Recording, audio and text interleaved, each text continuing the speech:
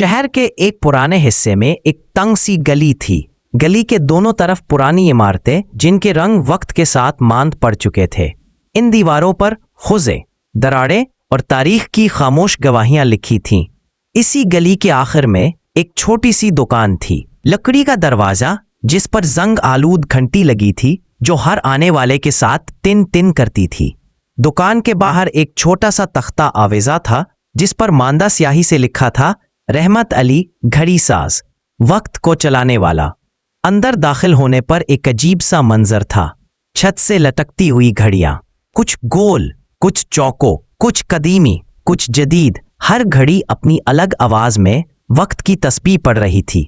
टिक टिक टिक टिक। रहमत अली इन सब के बीच बैठा था, झुके हुए कंधे, चेहरे पर बारीक झुर्रियां और आंखों में मुसलसल ध्यान। उसके हाथों में एक पुरानी घड़ी थी जिसके पर्जे वो बड़ी बारीकी से दुरुस्त कर रहा था। उसके हाथ मजबूत थे मगर दिल भारी। रहमत अली वक्त को मापता, तोलता, दुरुस्त करता, मगर खुद वक्त से बेसुकून था। उसके लिए हर दिन एक ही जैसा था। सुबह घड़ियां, दोपहर में गाहक, शाम में खामोशी और रात में पछतावा। वो अक्सर खुद से कहता, मैं वक्त को ठीक करता रहता हूं, मगर खुद वक्त के साथ कभी ठीक नहीं रहा। दिन गुजरते गए, दुकान में घड़ियों की आवाजें बढ़ती गईं, मगर दिल में सुकूत पड़ता गया। वो महसूस करता कि इन सब टिक टिक के बीच कोई खामोश चीख है, जैसे वक्त खुद उसे पुकार रहा हो। एक दिन दोपहर के वक्त जब सूरज पूरी शिद्दत से चमक रहा था, गली सुनसान थी। रहमत दुकान में अकेला बैठा एक पुरानी घड़ी का कांटा ठीक कर रहा था कि दरवाजे पर घंटी बजी। टिन। एक दरवेश अंदर दाखिल हुआ। पुराना लिबास, गर्द आलूद पांव, मगर चेहरे पर ऐसी रोशनी जैसे वक्त की धूल में भी कोई चमक बाकी हो। वो आहिस्ता आहिस्ता चलता हुआ दुकान के बीचों बीच आया और रुक गया। रहमत ने सर उठाया। अस्सलाम वालेकुम बाबा, आपको कोई घड़ी ठीक करवानी है? दरवेश ने मुस्कुरा कर कहा, मैं घड़ी नहीं ठीक करवाने आया, मैं देखने आया हूं। तुम वक्त को कैसे ठीक करते हो? रहमत हैरान हुआ। बाबा, वक्त को कौन ठीक कर सकता है? मैं तो सिर्फ घड़ियां बनाता हूं। दरवेश ने मुस्कुरा कर कहा, तुम समझते हो तुम घड़ी बनाते हो? नहीं बेटा, तुम वक्त को कैद करते हो। तुमने वक्त को लकड़ी, लोहे और कांटों में बांध दिया है, मगर वक्त कैद नहीं होता।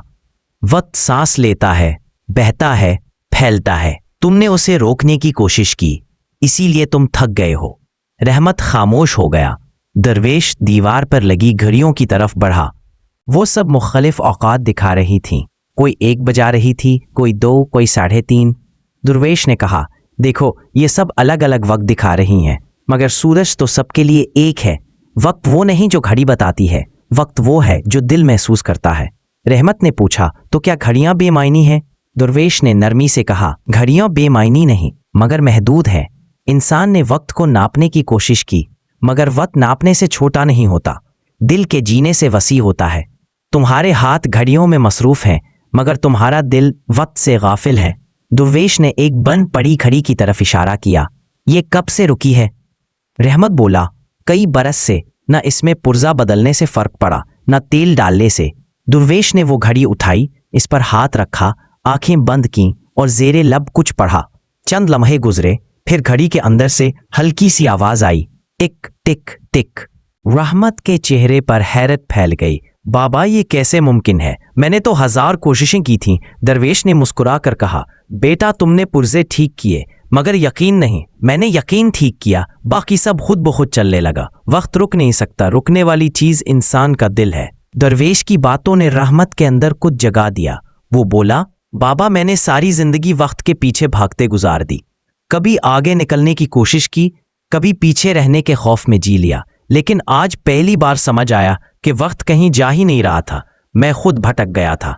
दरवेश ने मुस्कुरा कर कहा, हाँ बेटा, वक्त ना गुजरता है ना आता है, वक्त तुम्हारे अंदर जागता है। जब तुम याद खुदा में होते हो तो लम्हा इबादत बन जाता है, और जब तुम दुनिया के पीछे भागते हो तो वक्त जंजीर बन जाता है। रहमत की आंखों में नमी आ गई।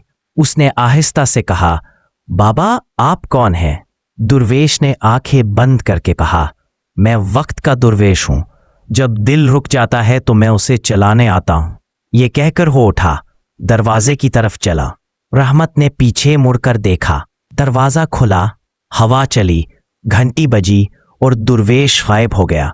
उस दिन के बाद रहमत की दुकान बदल गई। अब वो घड़ियां बनाते हुए टिक टिक को दुआ समझता।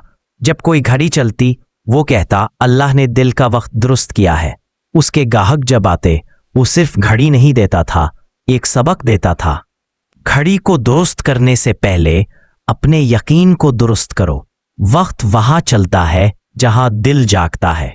लोग हैरान होते, मगर जब दुकान से बाहर निकलते उनके कदम हल्के हो जाते, जैसे वो वक्त के बोझ से आजाद हो गए हों।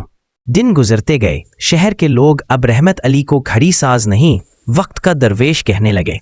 कहा जाता था कि अगर किसी की जिंदगी रुकी हुई महसूस हो तो वो उस दुकान पर जाए। वहां घड़ियां नहीं, वक्त के असरार चलने लगते हैं। कुछ लोग यकीन से, कुछ तजस्सुस से आते और सब एक ही सबक लेकर जाते। वक्त बाहर नहीं होता, वक्त दिल के अंदर बेदार होता है। जब दिल यकीन में धड़कता है तब घड़ियां खुद चलने लगती हैं। सूफियाना सबक, वक्त को नापना छोड़ दो, वक्त को जीना शुरू करो। वो घड़ी जो तुम्हें रब के करीब करे वही असल वक्त है, और जो लम्हा गफलत में गुजरे वही सबसे लंबी जंजीर है।